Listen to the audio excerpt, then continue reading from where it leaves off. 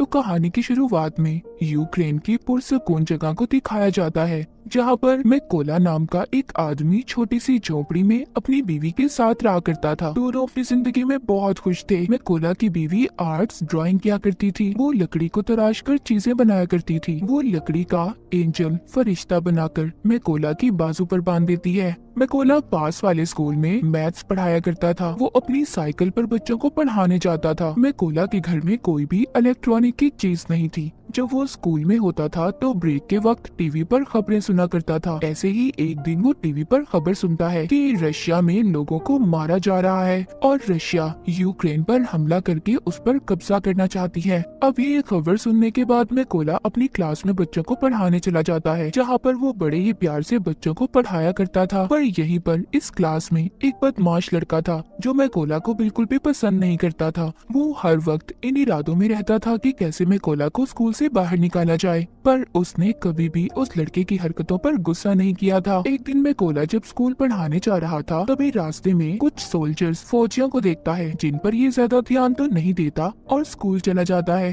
पर जैसे ही ये स्कूल आता है तो देखता है सारा स्कूल खाली था। तब ये टीवी पर खबर सुनता है कि रशियन आर्मी यूक्रेन में घुस चुकी है और यहाँ पर कब्जा करना चाहती है। अब मैकोला को समझ आती है जो इसने रास्ते में फौजी देखे थे वो रशिया के थे। पूरे मामले को देखते ही ये फौरन से अपने घर की तरफ भागता है, क्योंकि उसकी बीवी घर पर अकेली थी। मगर अब बहुत देर हो चुकी थी। जब ये घर पहुंचता है तो देखता है रशियन फौजी उसकी बीवी को मार रहे थे। और जब मैकोला अपनी बीवी को बचाने की कोशिश करता है, फौजी उसे भी पकड़कर मारने लगते हैं। मैकोला उनसे कहता है, प्लीज मेरी बीवी को मत मारो, वो माँ बनने वाली है। पर वो कुछ भी नहीं सुनते और उसके घर को आग लगाकर जाने लगते हैं। अपने घर को जलता देखकर उसकी बीवी जैसे ही उठकर उन फौजियों पर पत्थर मारने लगती है तो एक रशियन फौजी उस पर गोली चला देता है, जिसकी वजह से मैकोला की बीवी मर चुकी थी। मैकोला अपनी बीवी की लाश के पास बैठकर जोर जोर से रोता है। तभी तो यूक्रेन के फौजी आते हैं। वो उसकी पहचान करने के बाद उसकी बीवी की मौत पर बहुत अफसोस कर रहे थे और उसकी बीवी के लिए कब्र खोदकर मैकोला से कहते हैं कि अपनी बीवी को यहाँ पर दफना दो। अब मैकोला अपनी बीवी को दफनाकर अपने घर को देख रहा था। रशियन फौजियों ने उसकी बीवी को भी मार दिया था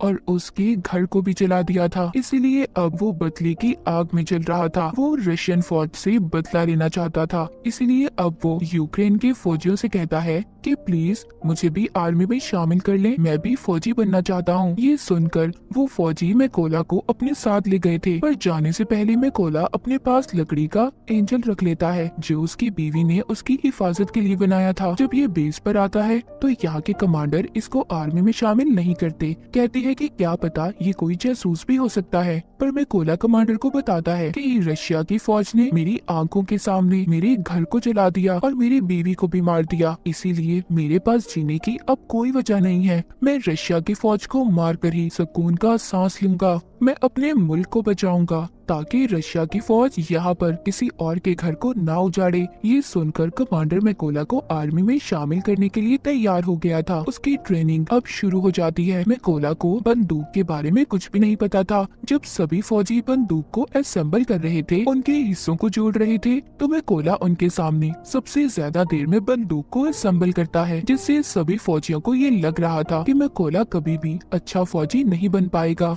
मगर मैकोला अपनी सारी जान अपनी ट्रेनिंग पर लगा रहा था ताकि वो अच्छे से अच्छा फौजी बन सके। एक दिन ऐसे ही जब वो ट्रेनिंग कर रहा था तो अपने सीनियर से कहता है कि मुझे मैकोला कहकर मत बुलाएं, मुझे रेविन कहें। तभी उसके सीनियर उस पर हंसने लगते हैं, कहते हैं खुफिया नाम ऐसे ही किसी को नहीं मिल जाते, उसके लिए इंसान को मेहनत करना पड़ती है। अब मैकोला पूरी जान से ट्रेनिंग कर रहा था। रात को जब सभी सिपाही सो रहे होते थे तो तब भी मैकोला अपनी प्रैक्टिस करता रहता था। एक दिन उनका कमांडर सबसे कहता है कि हमारे पास स्नाइपर निशानेबाज की कमी है, कौन है जो तुम में से स्नाइपर बनना चाहता है। इनमें से बहुत कम लोग थे जो अपना हाथ ऊपर करते हैं। इन्हीं में से मैकोला भी था जो अपना हाथ ऊपर करता है। सभी उसे देखकर हंस रहे थे। कमांडर उसे कहता है, तुम्हें तो बंदूक भी सही तरह से असेंबल नहीं करने आती, तो तुम क्या स्नाइपर बनोगे? मैकोला कहता है, मैं एक अच्छा स्नाइपर बन सकता हूँ, आप मेरा कोई भी टेस्ट ले सकते हो। कमांडर उसको टेस्ट लेते हुए कहता है कि तुम्हें सिर्फ 20 सेकंड में इस बंदूक को असेंबल करना होगा। अब मैकोला अपनी आंखों पर पट्टी बांधकर बंदूक को जोड़ना शुरू करता है और सिर्फ 18 सेकंड में उसने बंदूक को असेंबल कर दिया था। ये देखकर सभी हैरान हो गए थे। जो लोग पहले इस पर हंस रहे थे वो अब इसके लिए तालियां बजा रहे थे। इसके बाद मैकोला की स्नाइपर की ट्रेनिंग शुरू हो गई थी। वो जी जान लगाकर स्नाइपर की ट्रेनिंग कर रहा था। वो दिन भी आ गया था जब सभी स्नाइपर्स को उनकी बंदूकें दी जाती हैं। जहाँ पर सबको अच्छे मॉडल की बंदूकें दी गई थी, वहीं पर मैकोला को पुरानी बंदूक दी जाती है जो सही से काम भी नहीं करती थी। जब मैकोला अपने सीनियर से कहता है कि सर मुझे भी नई बंदूक चाहिए, तो उसका सीनियर उसे गुस्से से जवाब देता है। कहता है कि पहले तुम्हें खुद को साबित करना होगा कि तुम एक अच्छे स्नाइपर हो, तभी तुम्हें बंदूक दी जाएगी। अब सबकी ट्रेनिंग शुरू हो गई थी। इनका सीनियर सबसे कहता है, जब तुम अपना निशाना लगा रहे होगे तो तुम्हें चाहे कोई भी परेशानी आ जाए, तुम अपने टारगेट से नहीं हिलोगे और अपने टारगेट पर पूरा ध्यान लगाकर निशाना लगाओगे। सीनियर सभी के पास बारी बारी जाता है और सबके पास गोलियां चलाता है। जो भी स्नाइपर जरा सा भी गोली लगने के डर से हिलता है उसको ट्रेनिंग से बाहर कर दिया गया था। जब सीनियर मैकोला के पास जाकर गोली को चलाता है तो उसे कोई भी फर्क नहीं पड़ता, वो जरा सा भी नहीं हिला था। जब वो अपने टारगेट पर निशाना लगा रहा था तभी सीनियर उसके पास आकर कहता है कि तुम अपने टारगेट को सिर्फ एक दफा ही देख सकते हो, और उसकी आंखों के आगे कुछ रख देता है। अब मैकोला जब निशाना लगाता है तो उसका निशाना चूक गया था, मगर सब जानते थे कि अगर मैकोला को नई बंदूक दी जाती और आंखों के आगे कुछ न आता तो उसका निशाना लग जाता। रात को स्नाइपर का नाइट शूट टेस्ट होता है जिसमें इन्हें रात के अंधेरे में अपने टारगेट को देखकर उस पर निशाना लगाना था। ये फ्लेयर गन को चलाकर सबको एक ही बार उनका टारगेट दिखाया जाता है। सब निशाना लगाते हैं पर मैकोला निशाना नहीं लगाता।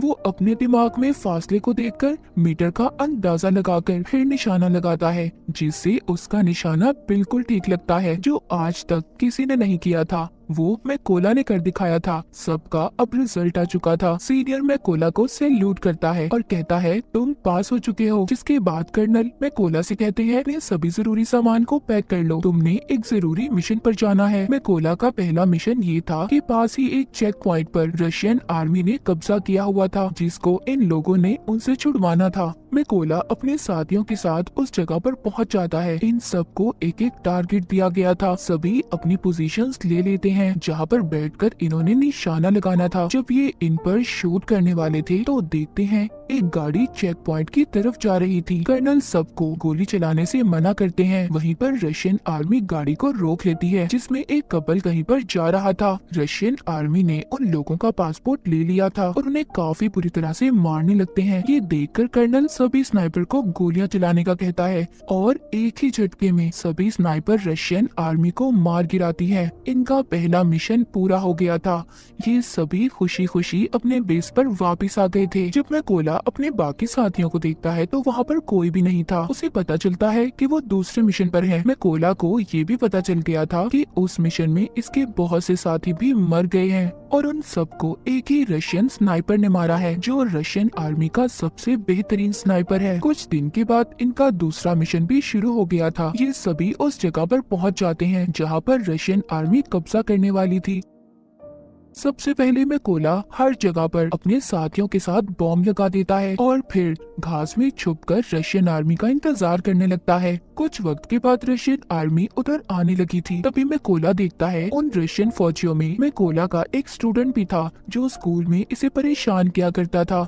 ये वही बदमाश लड़का था और अब वो रशियन आर्मी में शामिल हो चुका था। जैसे ही कर्नल इन्हें शूट करने का कहते हैं तो मैकोला थोड़ा सा घबरा गया था क्योंकि ये अपने स्टूडेंट को मारना नहीं चाहता था, पर फिर भी ये अपने सभी जज्बात को साइड पर रखकर गोली बॉम्ब वाली जगह पर चला देता है जिससे बहुत बड़ा धमाका होता है। सभी रशियन फौजी मारे जा चुके थे। बाद में कर्नल जब मैकोला के पास आते हैं तो पूछते हैं तुम क्या सोच रहे थे। मैकोला बताता है कि उन रशियन फौजियों में मेरा एक स्टूडेंट भी था। कर्नल कहते हैं कि वो उस लड़के ने चुना है कि वो गद्दारों में शामिल हो गया, इसीलिए तुम्हें उसके लिए बुरा मानने की जरूरत नहीं है। इसके बाद ये वापस से बेस पे आ चुके थे। कर्नल ज्यादातर अपना वक्त अब मैकोला के साथ ही गुजारते थे क्योंकि अब कर्नल पूरी तरह से मैकोला पर यकीन करने लगे थे। कर्नल मैकोला को बताते हैं कि मेरी 2 बेटियां हैं और उन्हें नहीं पता कि मैं आर्मी में कर्नल की पोस्ट पर हूँ। उनको मैं ये कह कर आया हूँ कि मैं बहुत बड़ा बिजनेस करता हूँ और मेरी बीवी ने भी मेरी बेटिया को नहीं बताया। ये सुनकर मैं कोला भी अपनी बीवी की कर्नल को आखिरी निशानी दिखाता हुआ काफी दुखी हो जाता है। अब इसके बाद फिर से ये अपने अगले मिशन पर निकल पड़ते हैं। ये लड़ाई काफी बड़ी थी। सभी स्नाइपर्स छुपने के लिए एक गहरी खाई खोदते हैं और उसमें अपनी पोजीशंस ले लेते हैं। ये यहाँ पर इसलिए आए थे क्योंकि इन्हें पता चल गया था कि रशिया के कुछ फौजी यहाँ पर कब्जा करना चाहते हैं। यहीं पर कर्नल भी मैकोला के साथ थे। तभी यहाँ पर मैकोला देखता है उनमें वो फौजी भी था जिसने इसकी बीवी पर गोली चलाई थी। वो मैकोला के बिल्कुल निशाने पर था। कर्नल से पूछता है क्या मैं इस पर गोली चला सकता हूँ? कर्नल कहता है नहीं। मैकोला फिर पूछता है क्या मैं इस पर गोली चला सकता हूँ, क्योंकि वो अपनी बीवी का बदला लेना चाहता था। मैकोला का तो मिशन ही यही था कि वो अपनी बीवी का बदला लेना चाहता था। वो खुद पर कंट्रोल नहीं कर पाता और उस फौजी पर गोली चला देता है। पर इसके बाद रशियन आर्मी को इनका पता चल चुका था। कर्नल मैकोला से कहते हैं ये तुमने क्या किया? तभी एक स्नाइपर कर्नल पर शूट करके उसे भी मार देता है। सब रशियन फौजी इन पर बॉम्ब फेंकने लगते हैं। मैकोला कर्नल की लाश को बेस पर ले आया था पर बहुत ज्यादा दुखी था क्योंकि उसकी गलती की वजह से कर्नल मारा जा चुका था। मैकोला ने अब ये कसम भी खाई थी कि वो उस स्नाइपर को कहीं से भी ढूंढ कर लाएगा और कर्नल की मौत का बदला लेगा। इसलिए वो अगले मिशन के लिए अकेला ही निकल गया था। उसको उस स्नाइपर की जगह के बारे में भी पता चल जाता है। वो अब अपने टारगेट को फिक्स करके एक स्नाइपर को मार गिराता है पर वहाँ पर एक स्नाइपर मैकोला पर गोली चला देता है जो उसको लगती तो नहीं पर वो जख्मी हो गया था। लेकिन स्नाइपर को भी मैकोला ने मार दिया था। अब क्योंकि वो जख्मी था इसलिए खुफिया जगह पर जाकर अपने जख्म के ठीक होने का इंतजार करने लगता है। तभी उसे अपने हेड की कॉल आती है जो बताते हैं कि हमें उस स्नाइपर का पता चल चुका है जिसने कर्नल को मारा था। तुम जल्दी से बेस पर आ जाओ। मैकोला अब बेस पर आ चुका था। जब इनकी ट्रेनिंग शुरू होती है तो इन्हें बताया जाता है कि वो स्नाइपर बहुत ही खतरनाक है। उसका निशाना आज तक गलत नहीं लगा। हेड यहाँ पर ये भी बताते हैं कि वो पहले यूक्रेन के फौजियों को मारता है फिर उनकी वीडियोस बनाकर इंटरनेट पर डालता है ताकि यूक्रेन आर्मी हार मान ले। हेड बताते हैं कि हम 2 ग्रुप्स में जाएंगे। बिल्डिंग के अंदर वो स्नाइपर है, हम वहाँ पर जाकर उन पर हमला करेंगे।